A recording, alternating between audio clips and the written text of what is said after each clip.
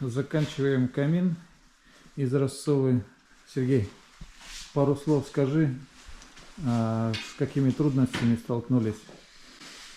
Ну, основная трудность это вот радиусный этот гравит, ручную весь гнутый на глаз.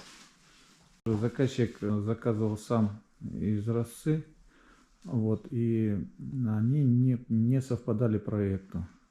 Вот потом дозаказывали, и, соответственно, как бы это время затянулось. Из Россы очень кривые.